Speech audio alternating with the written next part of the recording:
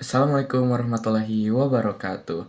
Halo Kang Teteh, perkenalkan nama saya Gaza Alfati dari kelas 10B, perwakilan MPK dari kelompok kecil Nova 1. Nah, baik di sini saya ingin membuat video tentang refleksi kepemimpinan. Nah, yang pertama itu ada arti kepemimpinan secara pribadi.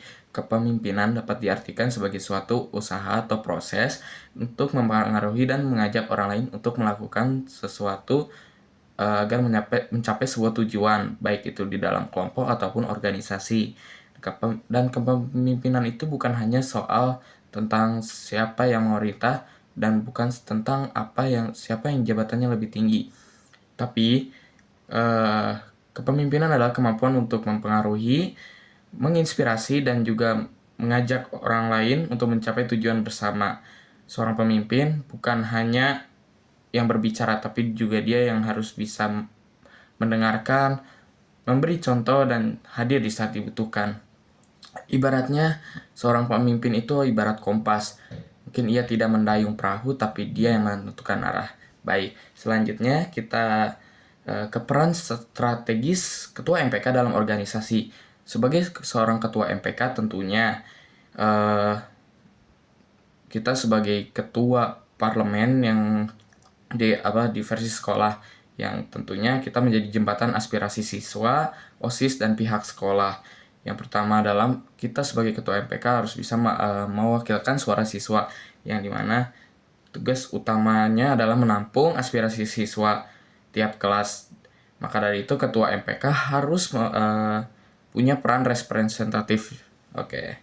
Selanjutnya adalah mengawasi OSIS. Nah, tentu saja MPK adalah mitra kritis OSIS, sekaligus pengawas OSIS juga, yang memastikan kegiatan-kegiatan OSIS berjalan dengan sesuai rencana ADART dan juga tidak menabrak aturan sekolah tentunya.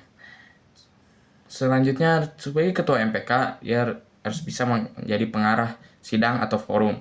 Ya, dalam sidang pleno atau rapat strategis, Ketua MPK mempunyai berperan sebagai moderator dan pengaruh diskusi. Oke. Sebagai Ketua MPK juga itu dia harus bisa menjadi penengah dalam konflik apapun itu. Jika terjadi gesekan antar kelas atau antar anggota OSIS atau bahkan MPK-nya itu sendiri, maka dia juga harus bisa menjadi mediator netral yang bukan sekadar mencari kesalahan, tapi juga mencari jalan keluar dari permasalahan yang ada.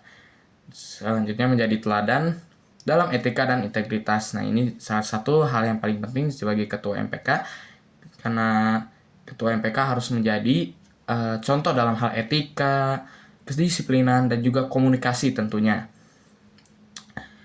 Ketua MPK adalah pemimpin yang diam-diam menentukan arah organisasi.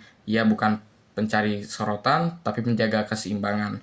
Baik, selanjutnya adalah nilai-nilai yang saya pegang sebagai seorang pemimpin. Oke, tentu saja yang pertama itu ada integritas. Nah, ini adalah hal yang penting banget.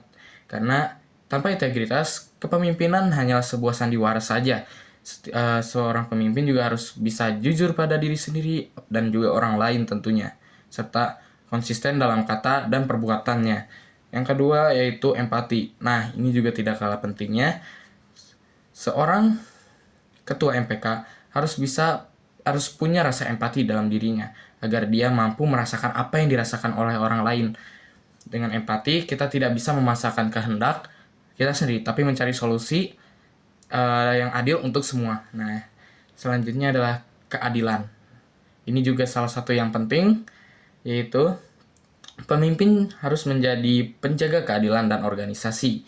Jangan cuma dekat dengan orang yang aktif saja, tapi harus bisa merangkul semuanya. Nilai-nilai ini bukan hanya dipakai saat menjadi pemimpin, tapi juga untuk menjadi manusia yang lebih baik. Sekian dari saya. Hatur nuhun. Wassalamualaikum warahmatullahi wabarakatuh.